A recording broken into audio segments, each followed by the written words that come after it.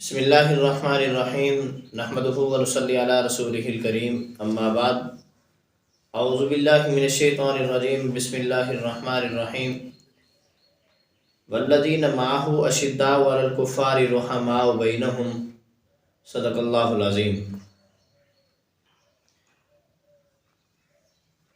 21 رمضان المبارک ایک تاریخی دن ہے۔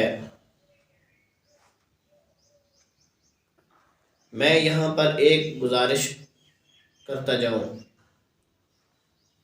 کہ رمضان المبارک جہاں فضائل کے حوالے سے اور عظمتوں کے حوالے سے ایک اپنا مقام رکھتا ہے، اسی طریقے سے رمضان المبارک تاریخی اعتبار سے بھی اپنا ایک مقام رکھتا ہے۔ رمضان المبارک کی 3 تاریخ یوم ولادت ہے سیدہ خاتون جنت حضرت اماں فاطمہ رضی اللہ تعالیٰ عنہ۔ رمضان المبارک کی 17 تاریخ یوم وفات ہے ام المؤمنین سیدہ عائشہ رضی اللہ تعالیٰ عنہ، اور 17 رمضان المبارک یوم بدر یا غزوہ بدر کے نام سے بھی موسوم کیا جاتا ہے۔ 18 رمضان المبارک یوم وفات ہے سیدنا خالد بن ولید رضی اللہ تعالیٰ عنہ کا۔ اسی طریقے سے 21 رمضان المبارک یوم شہادت ہے حضرت مولا علی شیر خدا رضی اللہ تعالیٰ عنہ کا۔ رمضان المبارک میں جہاں ہم اعمال کثرت سے کرتے ہیں، فضائل کی طرف توجہ کرتے ہیں، وہاں ہمیں اس بات کی ضرورت ہے کہ ہم تاریخی اعتبار سے بھی اس مہینے کو ان ایام کو یاد رکھیں۔ تاریخی اعتبار سے یاد رکھنے کا مطلب یہ ہے کہ جس دن جس صحابی رسول کا یوم وفات یا یوم شہادت ہے، اس دن ایک تو ان کا تذکرہ کرنا یہ ضروری سمجھے اپنے لیے۔ کیوں؟ اگر ہم ان لوگوں کے تذکروں کو بھول جائیں گے، تذکرے نہیں کرتے، اگر ہم ان لوگوں کا مقام بیان نہیں کرتے لوگوں کے سامنے، تو ہم اپنی اصلیت کھو بیٹھیں گے۔ ہماری اصلیت ہمارے اولین لوگ ہیں، ہم ان کے پیچھے چلیں گے، ہم کامیاب ہوں گے۔ قرآن پاک میں اللہ رب العزت فرماتے ہیں فَإِنْ آمَنُوا بِمِثْلِ مَا آمَنْتُمْ بِهِ فَقَدِ اهْتَدَوْا، کہ اگر تم ہدایت پانا چاہتے ہو، ایمان رکھنا چاہتے ہو، تو ان لوگوں جیسا ایمان رکھو تاکہ تم ہدایت پا سکو، تمہیں ہدایت مل سکے۔ یہ قرآن کے فیصلے ہیں کہ ان لوگوں کے تذکرے کرنے سے ہمارے آنے والی نسلیں اس بات کو یاد رکھیں گے کہ ہم تاریخی اعتبار سے ہمارا پس منظر کیا ہے، یہ بات ذہن میں رکھیں۔ دوسری بات یہ ہے کہ جس دن جس صحابی رسول کا یوم شہادت یا یوم وفات ہو، اس دن کثرت سے ان کے لیے اصحال ثواب کیا جائے، ان کے لیے کثرت سے اصحال ثواب کیا جائے۔ ہمارے ہاں عجیب ماحول پیدا ہو گیا ہے، عجیب چیزیں ایسی ہم نے ایجاد کرنی ہیں جن کا شریعت اسلامی میں وجود ہی نہیں ہوتا۔ مثال کے طور پر حضرت مولا علی رضی اللہ تعالیٰ عنہ کا یوم شہادت ہے۔ ہمیں حضرت علی رضی اللہ تعالیٰ عنہ کی زندگی سے سبق کیا ملتا ہے؟ کبھی ہم نے نہیں سوچا، ہم نے کبھی خیال نہیں کیا کہ حضرت علی رضی اللہ تعالیٰ عنہ کے دل میں کیا فکر تھی، ان کے دل میں، ان کے دماغ میں کیا سوچ تھی، وہ کس سوچ کو لے کر انہوں نے 6 سال تک زمین پر اللہ کے نظام کو نافذ فرمایا ہے۔ کیا چاہتے تھے وہ؟ ان کی سوچ کیا تھی؟ نبی کریم صلی اللہ علیہ وسلم نے ان کو جو تعلیم عطا فرمائی تھی، اس تعلیم کے اوپر انہوں نے امت کو کتنا جمع کیا ہے، ہم نے کبھی سوچا ہی نہیں ہے۔ اور ہم سوچتے اس وجہ سے نہیں ہے کہ کہیں غلطی سے عمل نہ کرنا پڑ جائے۔ کئی سارے معاملات ایسے ہیں جن معاملات کو سوچنا پڑتا ہے کہ یہ نہ ہو اگر ہم مسجد میں چلے گئے تو مسجد میں کہیں یہ ادھر کوئی اللہ اور اس کے رسول کی بات ہو رہی ہو وہ سننی پڑ جائے، نماز کا ٹائم ہوا تو یہ نہ ہو نماز پڑھنا پڑ جائے۔ کئی ساری چیزیں ایسی ہیں کہ ہم ان سے جان بوجھ کر دور ہوتے ہیں، اور یہ یہودی چال ہے، یہودی پالیسی ہے کہ انہوں نے یہ سوچا ہوا ہے کہ اگر اس امت کے لوگوں کو گمراہ کرنا ہے، اس امت کے لوگوں کو ان کی اصلیت سے کاٹنا پڑے گا، اصلیت سے کٹ گئے تو کوئی بھی چیز پیچھے نہیں رہے گی۔ حضرت مولا علی رضی اللہ تعالیٰ عنہ دنیا میں یہ کوشش فرماتے رہے کہ روئے زمین پر امن نافذ ہو جائے، بد امنی ختم ہو جائے، بغاوتیں ختم ہو جائیں، مسلمان ایک ہو جائیں، متحد ہو جائیں، زمین پر لوگوں کو جینے کا حق نصیب ہو، پر امن رہے لوگ۔ حضرت علی رضی اللہ تعالیٰ عنہ نے جو عمال کو خطوط لکھے تھے کہ تم لوگوں کی ذمہ داریاں کیا بنتی ہیں، وہ قابل غور ہیں۔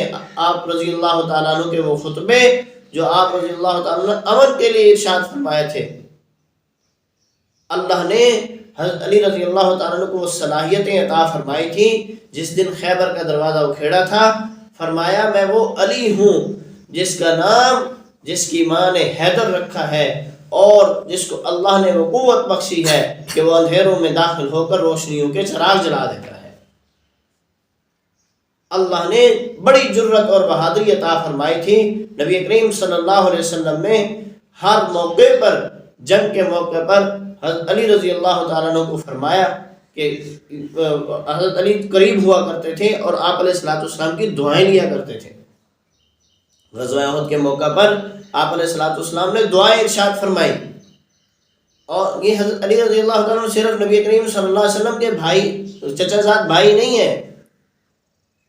ایک خاموش معاہدہ جو حضرت ابو طالب کے ساتھ نبی کریم صلی اللہ علیہ وسلم کا تھا، حضرت علی رضی اللہ تعالیٰ عنہ اس معاہدے کے اصل اولین جو عملی شکل ہے وہ حضرت علی رضی اللہ تعالیٰ عنہ۔ وہ کیا تھا کہ آپ علیہ الصلوۃ والسلام کی عمر مبارک 8 سال تھی جب آپ کے دادا دنیا سے چلے گئے تھے، تو حضرت علی کے والد حضرت ابو طالب نے آپ علیہ الصلوۃ والسلام کو 25 سال کی عمر تک، جب آپ علیہ السلام کی عمر مبارک 25 سال ہو گئی، اس وقت تک ان کی سرپرستی فرمائی، آپ علیہ الصلوۃ والسلام کا خیال رکھا، ہر موقع پر آپ کے ساتھ رہے۔ نبوت ملنے کے بعد بھی آپ علیہ الصلوۃ والسلام کے تحفظ کے لیے کوشش فرماتے رہے۔ تو کہنے کا مقصد یہ ہے، یہ ایک سرپرستی تھی، اور آپ علیہ الصلوۃ والسلام نے اس سرپرستی کا بدلہ یوں دیا کہ حضرت علی رضی اللہ تعالیٰ عنہ کو بچپن سے لے کر آخری دم تک آپ علیہ الصلوۃ والسلام نے خود اپنے گھر میں رکھا اور تربیت فرمائی۔ یہ وہ جو خاموش معاہدہ تھا کہ آپ کے چچا نے آپ کا خیال رکھا، حضرت علی رضی اللہ تعالیٰ عنہ کا خیال آپ علیہ السلام نے رکھ کر گویا یوں فرما دیا کہ میرے چچا نے میری تربیت فرمائی، میری سرپرستی فرمائی، اور میں اپنے چچا کے بیٹے کی تربیت کر رہا ہوں۔ تو یہ وہ مقام ہے، وہ مرتبہ ہے جو اللہ نے حضرت علی رضی اللہ تعالیٰ عنہ کو عطا فرمایا ہے۔ اچھا، تربیت نبوی کا اثر پھر کیا ہے؟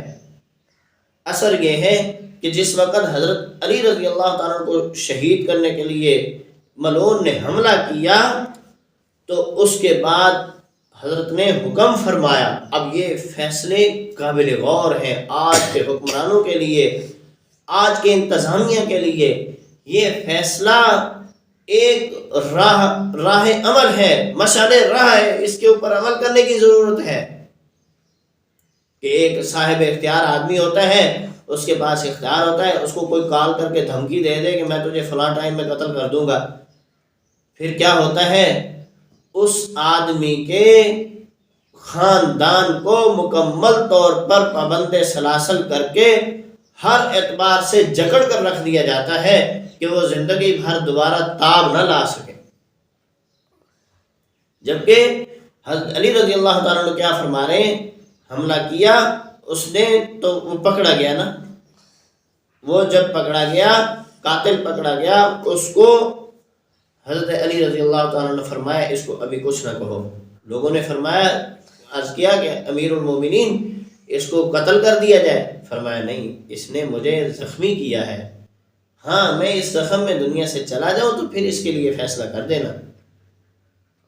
حضرت علی رضی اللہ تعالیٰ نے جو شربت پیش کیا گیا حضرت کو پلانے کے لیے، حضرت نے اپنے وہی شربت قاتل کو کہا کہ یہ پی لو۔ وہ تو خود ملعون تھا، وہ تو بد نصیب تھا، اس نے پیا نہیں ہے، کہتا ہے کہ ہو سکتا ہے تم لوگوں نے اس میں زہر ملایا ہو۔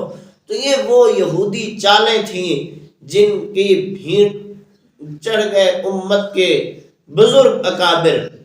پہلے حضرت عثمان غنی رضی اللہ تعالیٰ عنہ پر حملہ کیا، بغاوتیں کی گئیں، پھر اسی حملے کے جو لوگ تھے انہی کا وہی کڑیاں جو ہیں وہ یہاں ملتی ہیں، اور آ کر حضرت علی رضی اللہ تعالیٰ عنہ پر مسجد کے اندر حملہ کر دیا، نماز کے اندر حملہ کر دیا۔ اس زخم میں حضرت علی رضی اللہ تعالیٰ عنہ 2 دن بعد شہید ہو گئے، اور فرمایا، بڑی زبردست بات فرمائی شہادت سے پہلے، فرمایا میں چاہتا ہوں میری وجہ سے امت کا خون نہ بہایا جائے، مجھ پر جس نے حملہ کیا ہے میرے قاتل کو صرف قتل کرنا ہے، میری وجہ سے کسی مسلمان کا خون نہ بہایا جائے۔ یوں ارشاد فرمایا کہ اپنی زندگی میں ہی یہ بتا دیا کہ جیسے پہلے اب تک اختلافات کے اندر امت کے بہترین قسم کے کمانڈر اور مسلمان آپس میں لڑ کر کافی زیادہ نقصان ہوا اور غلط فہمی ہوئی، اب کسی کو غلط فہمی نہیں ہونی چاہیے، کسی کو کچھ نہ کہنا سوائے قاتل کے، اس کو قتل کر دینا، باقی کسی کو کچھ نہ کہنا۔ یوں ارشاد فرما رہے ہیں تاکہ امن رہے، بدامنی نہ ہو، نقصان نہ ہو، آپس میں لڑائی نہ ہو، فساد زمین پر نہ ہو، یہ امن کے لیے کوششیں فرمائی۔ اور جرت اور بہادری اللہ نے وہ عطا فرمائی تھی کہ حضرت علی رضی اللہ تعالیٰ عنہ حکم نبوی کے مطابق کبھی کسی جگہ جنگ میں پیچھے نظر نہیں آئے۔ خیبر کے موقع پر آپ کی آنکھوں میں جب تکلیف تھی تو آپ علیہ السلام نے حضرت علی کی آنکھ پر اپنا لعاب مبارک لگایا، وہ آنکھ ٹھیک ہو گئی، اور فرمایا سب سے زیادہ محبت کرنے والا میرے ساتھ حضرت علی، بہت محبت کرنے والا، اللہ اور اس کے رسول کے ساتھ محبت کرنے والا ہے۔ یوں ارشاد فرما کر جھنڈا ان کو دے دیا، اور پھر خیبر فتح ہوا۔ یہود کے ساتھ جنگ لڑ کر حضرت علی رضی اللہ تعالیٰ نے بتا دیا کہ یہ یہودی امت کے اس طرح دشمن ہے کہ اس طرح کوئی اور دشمن نہیں ہے۔ تو کہنے کا مقصد یہ ہے، یہ فضائل ہیں، یہ تاریخی پس منظر ہے، یہ حضرت علی رضی اللہ عنہ کا مقام ہے، لیکن اب ہمیں کیا کرنا چاہیے؟ ضرورت کس بات کی ہے؟ ہمیں ضرورت یہ ہے کہ حضرت علی رضی اللہ تعالیٰ عنہ نے دنیا میں جو دعائیں مانگی، ہمیں ان دعاؤں کی ضرورت ہے، ہمارا حصہ ان دعاؤں میں شامل ہونا چاہیے، اور اللہ رب العزت حضرت علی کی دعاؤں، اعمال اور حضرت علی رضی اللہ تعالیٰ عنہ کے مقام کی برکت سے ہماری مغفرت فرما دے۔ ہمیں ضرورت اس بات کی ہے۔ ایک تو یہ ہے آخرت کے اعتبار سے، دوسرا حضرت علی رضی اللہ تعالیٰ عنہ قاتل کو معاف فرما رہے ہیں، ہم اپنے گھر میں اپنے قریبی کو معاف نہیں کر سکتے۔ بڑے سے بڑا قصوروار ہوگا تو کتنا کوئی قصور کر لے گا؟ قصوروار تو وہ تھے جن کی وجہ سے 50,000 مسلمان شہید ہوئے، 20,000 اہل کوفہ یعنی عراقی لوگ شہید ہوئے، اور 30,000 شامی لوگ شہید ہوئے۔ نبی حضرت علی رضی اللہ تعالیٰ عنہ نے جب ان معاملات کو بھانپ لیا تو امن کے لیے کوششیں فرمائی، اور حضرت علی رضی اللہ تعالیٰ عنہ امن کی بحالی کے لیے لوگوں کو معاف بھی کر رہے ہیں، سزائیں بھی دے رہے ہیں اور ان کے معاملات کو سلجھانے کی کوشش بھی فرما رہے ہیں۔ ہم کرتے ہیں ایسا کہ چھوٹی سی ایک بندے سے غلطی ہو جائے، چھوٹی ہماری نظر میں بڑی ہوگی، بہت بڑی، اس نے ہمیں گالی دی ہوگی، تھپڑ لگایا ہوگا کسی نے، کوئی چوری کی ہوگی، یہ نقصان کیے ہوں گے، تو ہماری نظر ہم تو اس کو معاف نہیں نہ کر سکتے۔ تو حضرت علی رضی اللہ تعالیٰ عنہ قاتلوں کو معاف فرما رہے ہیں، جبکہ اللہ نے اختیار وہ عطا فرمائے تھے، جرت وہ عطا فرمائی تھی کہ کسی کے عرب میں کوئی بندہ ایسا نہیں تھا جو مقابلے میں تلوار چلا سکے۔ قاتل کو معاف فرما رہے ہیں اور کافر کو معاف کر رہے ہیں۔ جب زمین کے اوپر گرا کر اس کے اوپر گردن پہ تلوار رکھ لی تو اس نے جب تھوک دیا تو اس کو چھوڑ رہے ہیں، بھی تجھے اب میں نہیں قتل کرتا۔ یہودی نے زنا کا دعویٰ کر دیا، عدالت میں جا کر امیر المومنین ہونے کی حیثیت سے وہاں عدالت میں پیش ہوئے۔ جب وہ عدالت میں زنا یہودی کی ثابت ہوگی تو اس کو دے بھی دی، بھی چلو یہ آپ کی ہے، لے لو۔ وہ اسلام اس نے قبول کر لیا۔ ہمارے عمل سے کوئی بندہ اس طرح مسلمان ہو سکتا ہے؟ اور جن ایام میں یعنی حضرت علی رضی اللہ تعالیٰ یوم شہادت 21 رمضان المبارک ہے، کوئی ایک شخص تو ایسا ہونا ہم میں جو یہ کہے کہ میں نے آج صبح سے لے کر شام تک پورا قرآن پاک پڑھ کر حضرت علی رضی اللہ تعالیٰ کے لیے ایثار ثواب کیا ہے، تاکہ حضرت علی کی دعاؤں میں میرا حصہ شامل ہو جائے، قیامت کے دن میں ان کی سفارش کا ذریعہ، ان کی دعائیں میرے لیے بن جائیں، وہ میرے لیے سفارش کر دیں اللہ کے سامنے۔ کسی نے کیا ایسا؟ ہم جلوس بھی نکال لیں گے، ہم ویسے تذکرے بھی کر لیں گے، نہ ہم ان کی زندگی سے کوئی سبق سیکھیں گے، نہ ہی ہم ان کے لیے کسی قسم کا احسان ثواب کریں گے۔ ان کو ہماری ضرورت نہیں ہے، ہمیں ان کی ضرورت ہے۔ تو یہودی اور یہودی چیلے، ان کی تو کوشش ہے کہ ان لوگوں کو اصلیت سے ہٹا دیا جائے۔ اصلیت سے ہٹانے کے لیے یہی چیزیں اس نے بچا دی۔ کوئی جلوس نکال رہا ہے، کوئی محفل کر رہا ہے، کوئی کچھ کر رہا ہے، کوئی کچھ کر کے چلو بھی اللہ اللہ کیا، بات ختم ہو گئی۔ اصلیت کو کسی نے سوچا ہی نہیں ہے، اصلیت کی طرف کوئی آیا نہیں ہے کہ اصل کیا ہے۔ ان کی زندگی سے سبق سیکھنا، سیرت کو اختیار کرنا اور ان کے لیے اظہار ثواب کرنا، یہ ساری وہ چیزیں ہیں، وہ اعمال ہیں جن کی طرف وہ حضرات ہمیں لگا کر گئے ہیں۔ تو ان کی طرف آنے کی ضرورت ہے۔ اللہ ہم سب کو صحابہ کرام کے نقش قدم پر چلنے کی توفیق عطا فرمائے۔ وما علینا الا البلاغ۔